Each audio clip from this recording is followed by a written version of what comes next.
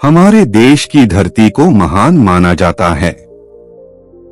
इसी धरती पर कितने ही वीर पुरुषों ने जन्म लिया है। इसी धरती पर ही कितने ही बड़े संतों ने आध्यात्मिकता का ज्ञान पाया। इन सभी महान संतों ने हम सभी को सही तरीके से जीवन जीने का रास्ता बताया। इन्हीं महान संतों में से एक थे संत कबीर। संत कबीर के ज्ञान को लोग आज भी मानते हैं। संत कबीर के लिखे गए दोहे किसी भटके हुए इंसान को भी सही रास्ते पर ला सकता है। आज की इस भागदौड़ भरी दुनिया में सुख से अधिक है दुख। सभी को चिंता ने घेर रखा है। सभी जल्द से जल्द सफलता पाना चाहते हैं, लेकिन सुख और भौतिकवाद को पाने के चक्कर में इंसान अपना अस्तित्व ही भुला जा रहा है। लेकिन जो इंसान अपना ही अस्तित्व ही भूल जाए, उसका जीवन एक सूखे पेड़ के समान है। इसलिए हम सभी को कबीरदास जी के जीवन से सीख लेनी चाहिए ताकि हमारा जीवन आनंदपूर्वक बीत सके। तो आइए आज हम संत कबीर के जीवन से सीखते हैं कि आखिर हम जीवन कैसे जीते हैं। संत कबीरदास कौन थे? कबीरदास जी हमारे देश के महान संतों में से एक गिने जाते हैं। उन्होंने देश को भक्ति का ज्ञान दिया था। कबीरदास जी का जन्म काशी में हुआ था। कहते हैं कि वह 398 में जन्मे थे। उनका जन्म रहस्यवादी रहा। वह संत होने के साथ ही साथ एक अच्छे कवि भी थे। उनके द्वारा रचे गए दोहे से हमें सही प्रकार से जीवन जीने की सीख मिलती है। उनके द्वारा रचित दोहों में समाज की सच्चाई झलकती थी। तो आइए हम उनके 5 दोनों के माध्यम से जीवन में सफलता पाने के सूत्र सीखते हैं। कबीरदास जी के जीवन के 5 सूत्र जो आपका जीवन बदल देंगे। 1. गुरु गोविंद दो खड़े काके लागू पाए, बलिहारी गुरु अपने गोविंद दियो बताए। इस दोहे से आप समझ सकते हो कि इस दुनिया में आप कभी कभार बेहद दुविधा में पड़ जाते हो। कभी परिस्थिति ऐसी आ जाती है जहां पर आपके सामने साक्षात ईश्वर और गुरु दोनों खड़े होते हैं। आपको लगता है कि आप किसको पहले प्रणाम करें। ऐसी जटिल परिस्थिति में आपको सबसे पहले गुरु को ही प्रणाम करके उनके पांव छूने चाहिए, क्योंकि यह शिक्षा हमें भगवान गोविंद देते हैं कि आप जब इस मायारूपी संसार में आ गए हो तो यहाँ सबसे ऊंचा स्थान गुरु को ही दिया जाता है। अगर हम अपने जीवन में इस बात को उतार लेंगे तो हमारा कल्याण होगा। 2. माला फेरत जुग भया, फिरा न मन का फेर, कर का मन का डार दे, मन का फेर। इस दोहे से कबीर हम सभी को यही सीख देना चाह रहे हैं कि इस दुनिया में केवल दिखावे से कुछ नहीं होता है। हम सभी को अपना मन साफ रखना चाहिए।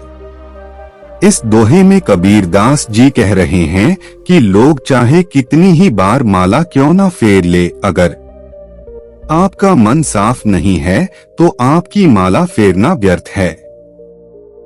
अगर आप भगवान को प्राप्त करना चाहते हो तो सबसे पहले अपने मन को निश्चल बनाओ। जब मन साफ होगा तो आपकी माला भी सफल हो पाएगी। अर्थात साफ मन के साथ आप कोई भी बड़े से बड़ा काम सफलतापूर्वक कर सकते हो। 3. धीरे धीरे रे मना, धीरे सब कुछ होए, माली सींचे 100 घड़ा, ऋतु आए फल होए। इस दोहे के माध्यम से कबीर हमें यह समझाने की कोशिश कर रहे हैं कि इस दुनिया में सभी प्रकार के काम धीरज के साथ ही करने चाहिए। बिना धीरज के अगर हम कोई काम करते हैं तो हमें इसका फल प्राप्त नहीं होता है। जो कोई भी व्यक्ति धैर्य खोकर काम करता है तो उसे इसकी बहुत बड़ी कीमत चुकानी पड़ती है। यह कुछ ऐसा है कि मानो अगर किसी माली ने बगीचे में फल लगाया है तो वह फल धीरे धीरे बड़ा होगा। फिर चाहे वह माली फल को जल्दी उगाने के चक्कर में भले ही 100 घड़े बराबर ही पानी क्यों ना दे दे, लेकिन फल तो तब ही बड़ा होगा जब फल बड़ा होने की ऋतु आएगी। इसलिए जीवन में धीरज बहुत जरूरी है। 4. चिंता ऐसी डाकिनी काट कलेजा खाए। वैद्य बिचारा कया करे, कहाँ तक दवा लगाए। इस दोहे के माध्यम से कबीरदास जी समझाने का प्रयत्न कर रहे हैं कि चिंता चिता के समान होती है। चिंता स्वस्थ इंसान को भी अस्वस्थ बना देती है। कबीरदास जी के हिसाब से चिंता एक बुरी डायन के समान है। चिंता आपके कलेजे को छलनी कर देती है। चिंता एक भयंकर बीमारी है। इस बीमारी का इलाज कहीं भी नहीं है। यहाँ तक कि एक वैद्य भी इस बीमारी को खत्म नहीं कर सकता। वैद्य सिर्फ आपके ऊपरी घाव के लिए दवा दे सकता है, लेकिन आपकी चिंता के लिए वैद्य के पास भी कोई दवा नहीं। चिंता से किसी का भी कल्याण नहीं होता है। 5. ऐसी वाणी बोलिए मन का आप खोए, औरन को शीतल करे, आप हो शीतल होए। वाणी मनुष्य का सबसे अच्छा आभूषण है। वाणी चीजों को सुधार सकती है और चीजों को बिगाड़ भी सकती है। अगर हम सही वाणी का प्रयोग करते हैं तो हम दुनिया में सब कुछ हासिल कर सकते हैं। वाणी को सदैव ही शीतल जल के समान रखनी चाहिए। इसलिए आपको ऐसी भाषा बोलनी चाहिए जिससे कि सुनने वाले लोग भी प्रसन्न रहे और आपको भी आनंद प्राप्त हो। उम्मीद करते हैं आपको हमारी कहानी पसंद आई होगी और काफी कुछ सीखने को मिला होगा। कहानी के बारे में अपने विचार आप हमें नीचे कमेंट बॉक्स में कमेंट करके बता सकते हैं। बाकी अगर यह कहानी आपको अच्छी लगी हो तो इस वीडियो को लाइक करें और चैनल को सब्सक्राइब जरूर करें। तो मिलते हैं अगली वीडियो में, तब तक अपना ख्याल रखना। धन्यवाद।